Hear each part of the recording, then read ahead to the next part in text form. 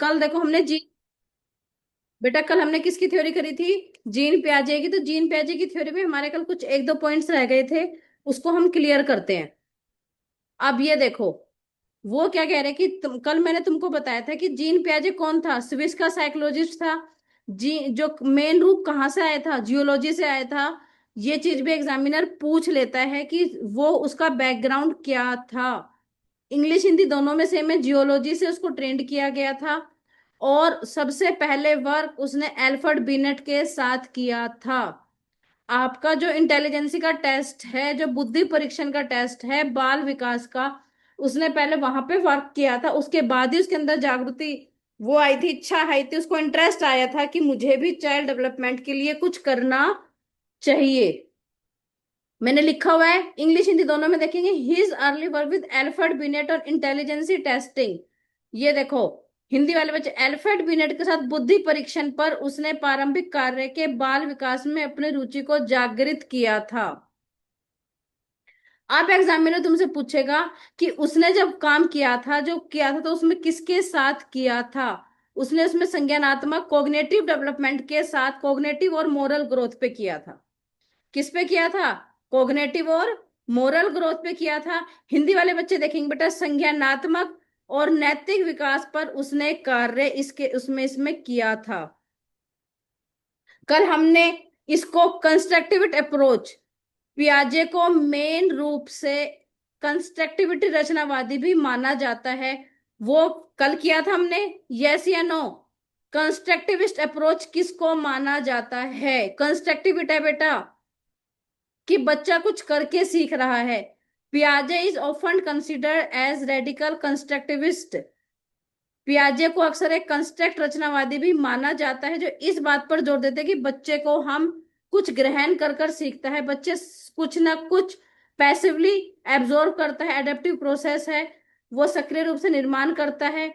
उन्होंने प्रस्तावित एक अनुकूलीय प्रक्रिया है जो निरंतर विकसित होती रहती है। और प्याजे किसकी थ्योरी है? एक विकास की। किसकी थ्योरी है बेटा? एक विकास की, ग्रोथ की नहीं है।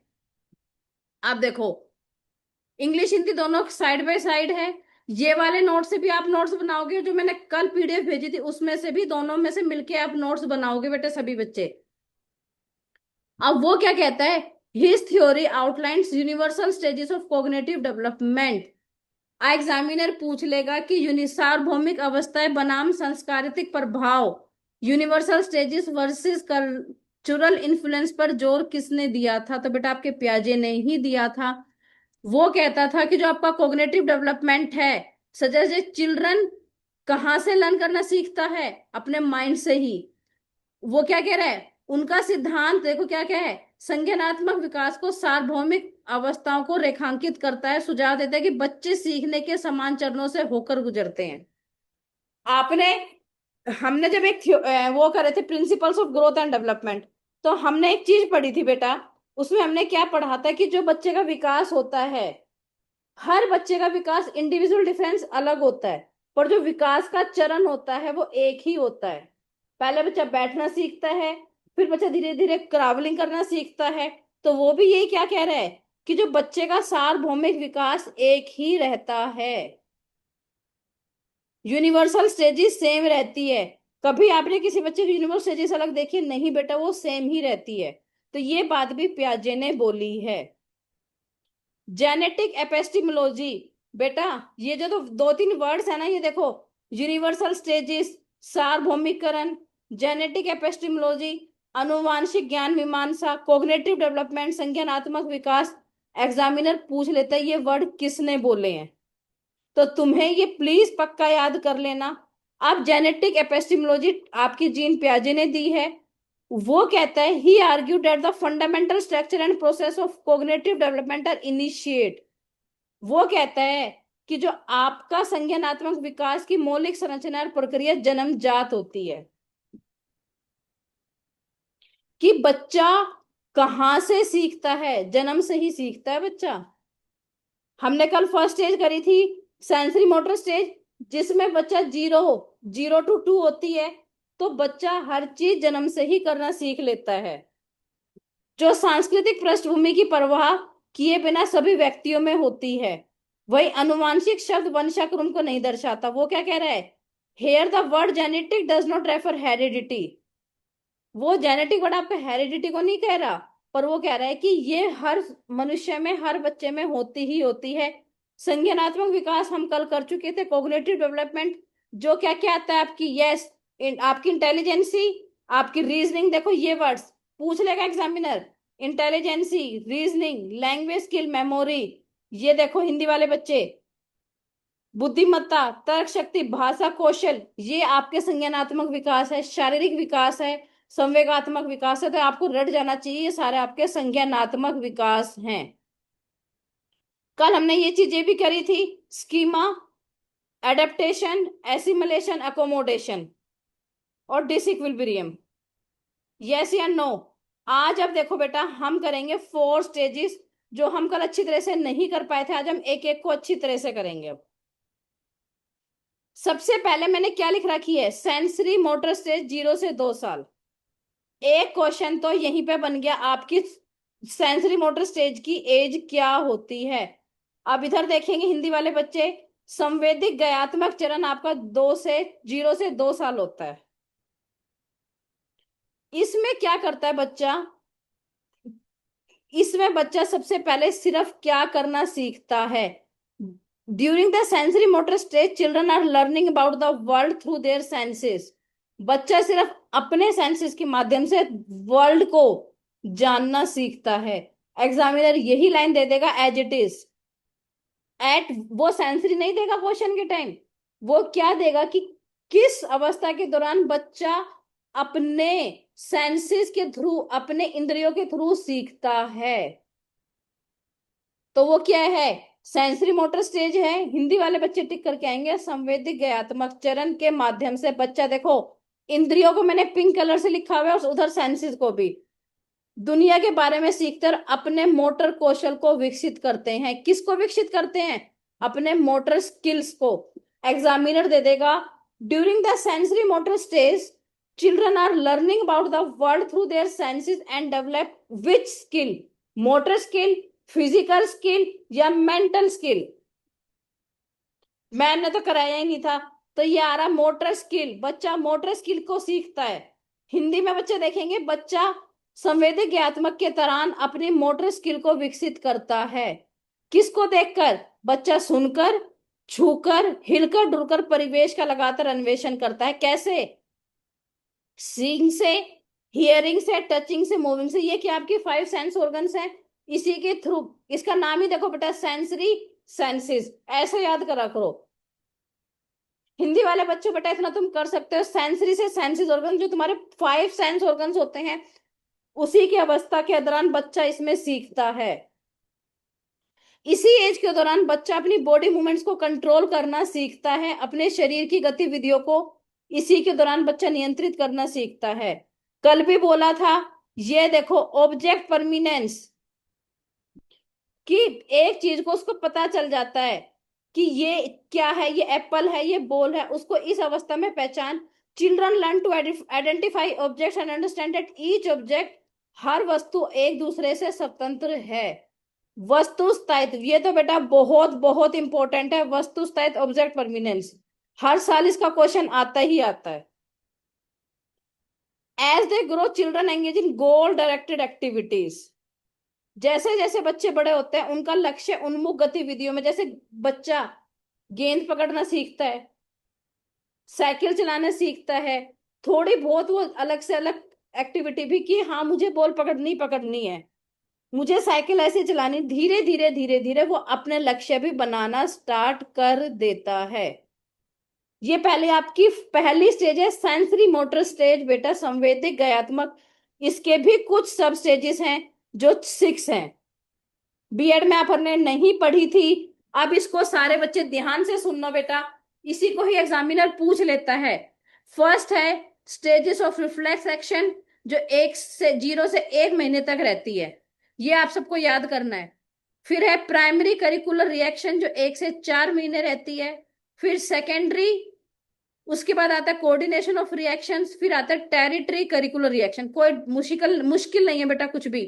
हिंदी वाले बच्चे देखेंगे अब, प्रतिव्रत क्रियाओं का चरण, फिर आता है प्राथमिक वृत्ताकार प्रतिक्रियाएं। पहले प्राथमिक आएगा जब भी तो द्वितीयक आएगा। फिर तुम्हारी प्रतिक्रिया का समन्वय होता है। और फिर द्वितीयक के बाद तुम्हारा तृतीय वृत्तिकार प्रतिक्रियाएं होती हैं। पहले में बच्चा क्या सीखता है? सिर्फ सकिंग करना सीखता है। और बच्चा इधर उधर की चीजों को पहचानना, सिर्फ सराउंड करता है, देखता है।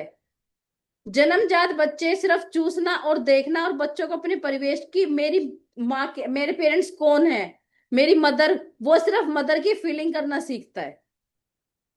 1 से 4 महीने में चिल्ड्रन रिपीट करता है थम सकिंग। ये खाली सकिंग है, थम सकिंग नहीं है। अब एग्जामिनर देखो तुमसे ये पूछेगा थम सकिंग बच्चा करना कब सीखता है? मैडम ने तो फर्स्ट स्टेज में बताया था भाई। नहीं बेटा, प्राथमिक वृत्ताकार बच्चा उन क्रियाओं को दोहराते हैं जैसे जो उनको अच्छी लगती है, जैसे अंगूठा चूसना। आप कितना ही मना करो बच्चा वो ही करता है। सकिंग मतलब यहाँ बच्चा सिर्फ दूध पीना सीख रहा है, पर थम सकिंग बच्चा 1 से 4 महीने की एज में आके सीखता है। सेकंड्स क्या कह रहा है? Children focus on actions that elicit responses repeating behaviours. अब वो क्या करता है? बच्चा उन्हीं क्रियाओं पर ध्यान केंद्रित करता है जिससे उसको प्रतिक्रिया मिलती है, जैसे वस्तुओं को मुंह में डालना। वो सिर्फ ये सोचता है कि मैं कौन सी एक्टिविटी बार बार रिपीट करूं। जैसे वो हर चीज को माउथ में डालना स्टार्ट कर देता है। आप बच्चे के आगे, क्योंकि 6 मंथ का बच्चा बैठना सीख लेता है, आप बच्चे के आगे कुछ भी रखो, बच्चा उसको डायरेक्ट अपने माउथ में लेके जाता है। अब है कोऑर्डिनेशन ऑफ रिएक्शन। इसमें क्या करता है बच्चा? देखो, हिंदी वाले बच्चे देखेंगे प्रतिक्रिया, क्या हुआ, एक मिनट। देखो बेटा, देखो इसमें क्या सीखता है बच्चा? Children being distinguish between means and goal directing. बच्चे साधन और लक्ष्य में अंतर करना शुरू कर देते हैं। उन्हें पता चल जाता है कि किसके बीच में क्या लक्ष्य है और वो क्या है, और वो अपनी परिस्थितियों को अपने आप सामान्यकृत कर लेते हैं। नेक्स्ट है बच्चा बार बार करके बच्चे के अंदर कॉन्फिडेंस आता है। 12 से 18 महीने के बच्चे में चलना सीखता है। ट्रायल एंड एरर आ गया। ट्रायल एंड एरर यही एग्जामिनर दे देगा बेटा कि ट्रायल एंड एरर कौन सी कंडीशन में बच्चा सीखता है। ये देखो, त्रुटि के माध्यम से खोज करना, जिससे बच्चों को आत्मविश्वास, बच्चा चलता है, थोड़ी देर गिर जाता है, फिर उठता है बेचारा, फिर गिर जाता है, हम उसको कहते हैं very good very good, well done well done. तो इस एज में बच्चे का कॉन्फिडेंस और अपने परिवेश उसको समझ में आने लग जाती है। यहां पे बच्चे की मेंटल एक्टिविटी 6th एज में क्या आ जाती है? बच्चा अपनी मानसिक गतिविधियों में संलग्न शुरू कर देता है। बच्चा अपनी समझ को प्रदर्शित करना स्टार्ट कर देता है। मेंटल एक्टिविटी के साथ ऑब्जेक्ट परमिनेंस, मैच द फॉलोइंग में 2 से 3 बार आ चुका है आपके एमसीक्यूज में। क्या दे देगा एग्जामिनर? मेंटल एक्टिविटीज और साथ के साथ ऑब्जेक्ट परमिनेंस। ये 2 चीजें वो दे देगा बेटा। यहां तक आया सबको समझ में? अब देखो नेक्स्ट आपकी क्या है। पहली है सेंसरी मोटर स्टेज, सेकंड है प्री ऑपरेशनल स्टेज जो 2 से 7 साल की होती है। कितनी होती है बेटा? ये 2 से 7 साल होती है। इसमें अब वो क्या कहता है कि देखो बेटा,